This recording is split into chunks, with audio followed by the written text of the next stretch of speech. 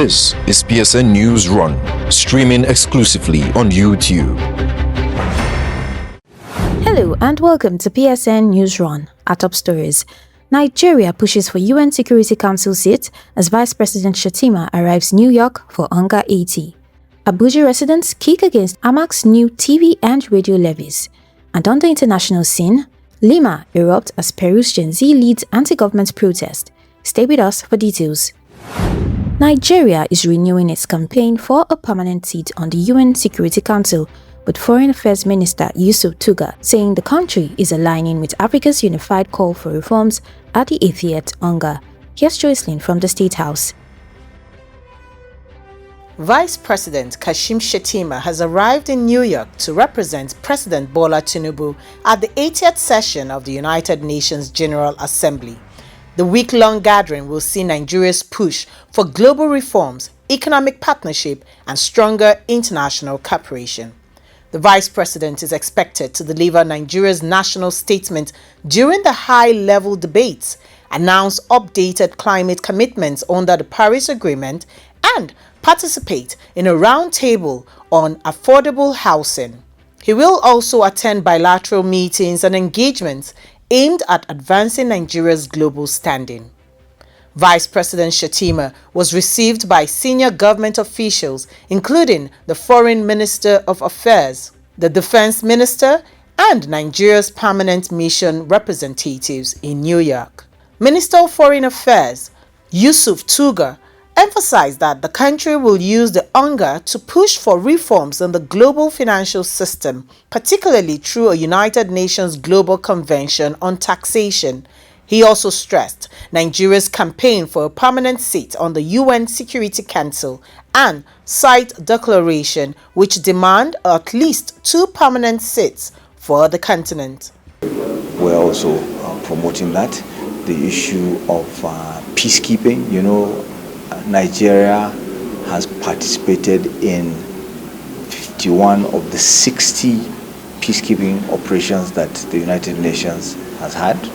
We want to ensure that when it comes to peacekeeping and the contributions to peacekeeping, not only troops but also the funding, that we are not hit twice, because there's this position now to say that Africa has to come up with 25% of the funding for peacekeeping, and then the United Nations contributes to 75%. This is something that we're looking to have addressed, because Nigeria contributes not only on the African side but indeed also on the UN side.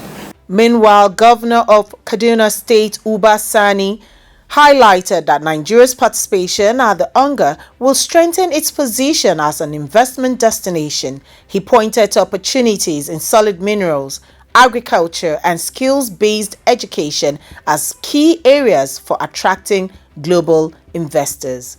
Was knowing fully that Nigeria is one of the leading economies in Africa, and of course we know some of the very important reforms that were established at the beginning of our government in Nigeria that have really opened up a lot of opportunities, and of course we believe this very important UN General Assembly will certainly further reposition Nigeria as one of the destination for people to come invest in our own country. We're looking at areas of our strength. We are here with some ministers and some governors. Some of the areas we're looking at has to do with solid mineral resources, which Nigeria is really doing extremely well. We're looking at other areas of investment that have to do with our economy. That's the area of agriculture. On her part, the Minister of Trade and Investment, Dr. Olajumoke Oduwale, noted that Nigeria will host a Nigeria Investment Day in New York to spotlight sectors such as solid minerals, telecommunications, and technology.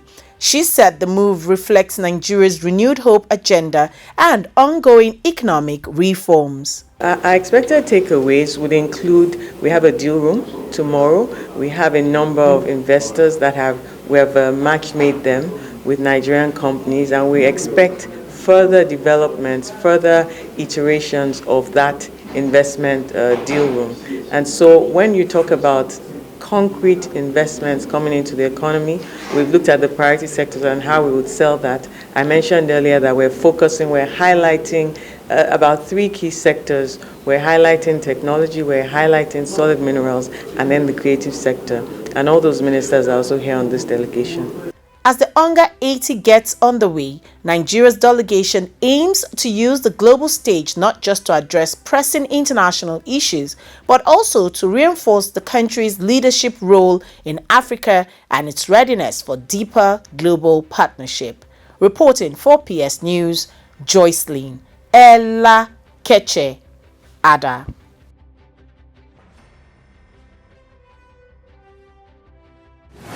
China says trade with Nigeria has risen sharply, hitting $15.48 billion between January and July 2025, a 34.7% jump from last year. Daniel files in this report. Bilateral trade between China and Nigeria surged to $15.48 billion in the first 7 months of 2025, marking a 34.7% increase from last year. The Chinese Consul General in Lagos, Yang Yungjin, announced the figure at a reception marking China's 76th founding anniversary, Nigeria's 64th independence, and the Mid-Autumn Festival.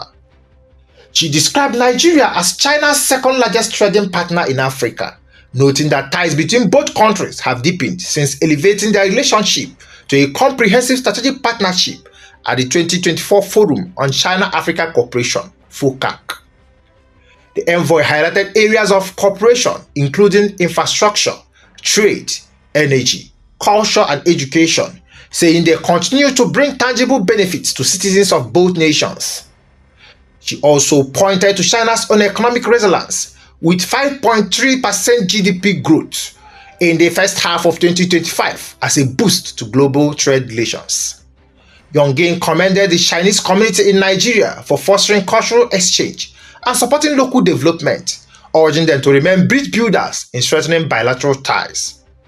She also assured that the consulate will continue to protect the welfare of Chinese nationals while supporting cooperation with Nigeria. With trade at a record high, officials say China-Nigeria partnership is entering its strongest phase yet, with new opportunities on the horizon for both economies. Reporting for PS News, Daniel Ukejeme.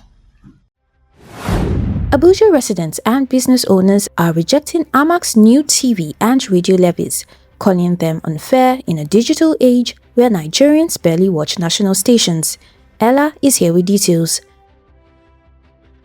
Residents and business owners in the FCT are pushing back against new broadcast levies imposed by the Abuja Municipal Area Council, AMAC, calling them unjustified and unenforceable. The Abuja Municipal Area Council recently introduced levies on television and radio usage across homes and businesses within its jurisdiction. The move, officials say, is aimed at boosting internally generated revenue. But the decision has triggered outrage. Many Nigerians argue that the levy is unfair in today's media landscape, where national television and radio stations already struggle with low viewership and listenership. Analysts point out that most Nigerians now rely on cable, streaming platforms, and social media for news and entertainment, making a blanket TV and radio levy impractical. Critics also note that Nigeria's broadcasting sector is already heavily taxed through licensing fees and regulatory charges paid to the National Broadcasting Commission, NBC. Introducing another layer of fees at the municipal level, they argue, risks double taxation and places unnecessary financial pressure on residents and small businesses. As resilience grows, the controversy raises bigger questions about Nigerians' media consumption habits and whether local governments are keeping pace with the realities of a digital-first society. Ella Okechukwu, PS News. Clashes broke out in Lima as Peru's Generation Z youth movement led hundreds of anti-government protesters toward government buildings. Miriam is on the international desk. Hundreds of anti-government protesters clashed with the police in Lima as demonstrators, led by a youth movement called Generation Z, tried to march on government buildings. The protest, which erupted in the Peruvian capital, brought together young people demanding political reforms and accountability from the government. Police used tear gas and barricades to block the protesters from reaching central government offices, sparking confrontations in the streets. Organizers say the rally reflects growing frustration among Peru's younger generations over corruption scandals, economic struggle, and what they describe as a lack of representation in decision-making. Authorities, however, maintain that security measures were necessary to prevent damage of public institutions.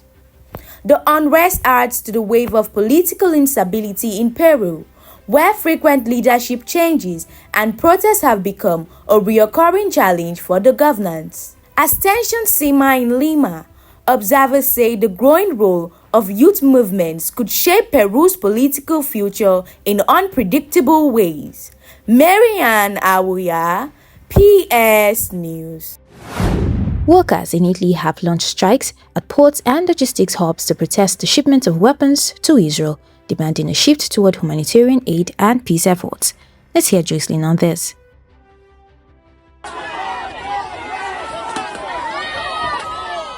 Workers across Italy have launched strikes to protest against the shipment of weapons to Israel, escalating debates over the country's role in the Middle East conflict. The strike, organized by trade unions and activist groups, target ports and logistic hubs believed to be used for arms exports. Demonstrators argue that Italian-made weapons are fueling the conflict in Gaza and contributing to civilian suffering. Government officials have not confirmed whether military shipments to Israel are ongoing, but insist that Italy complies with international arms treaties. The protest comes amid growing divisions within Europe over military support for Israel, as public pressures mount for countries to reassess their role in the conflict. Activists say the strike is also about accountability, calling on Rome to prioritize humanitarian aid and peace efforts instead of arms sales. Meanwhile, businesses warn that prolonged disruptions at ports could affect broader trade flows. As the strike continues, Italy faces mounting pressure to balance international commitments with domestic calls for a more cautious approach to the Middle East conflict. Reporting for PS News, Jocelyn Ella Keche Ada. Meanwhile, Israel has opened a 48-hour evacuation corridor in Gaza City, allowing civilians to flee as military operations intensify. Here's Marianne with details. Israel has opened a temporary evacuation route in Gaza City, giving civilians 48 hours to leave as the military offensive in enclave escalates.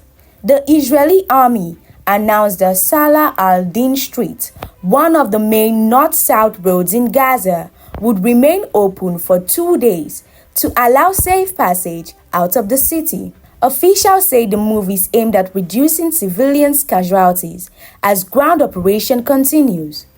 Reports indicate that more than 350,000 Palestinians have already fled Gaza City, though many remain trapped due to destroyed infrastructure, ongoing strikes, and lack of transport. Humanitarian agencies warned that while the corridor provides temporary relief, food, water, and medical supplies inside Gaza remains critically low. The evacuation comes amid intensified fightings between Israeli forces and Hamas, raising international calls for greater humanitarian access and protections of civilians. As the 48-hour window closes, the global spotlight remains on how both sides balance military objectives with urgent humanitarian needs in Gaza. Marianne Awuya, PS News. And this is where we draw the curtains on today's episode of PSN Newsrun. I am Oluwatosin Deba. Thanks for watching. You just watched PSN Newsrun, streaming exclusively on YouTube. This is your trusted voice for news that matters. Subscribe, like, share, and stay informed.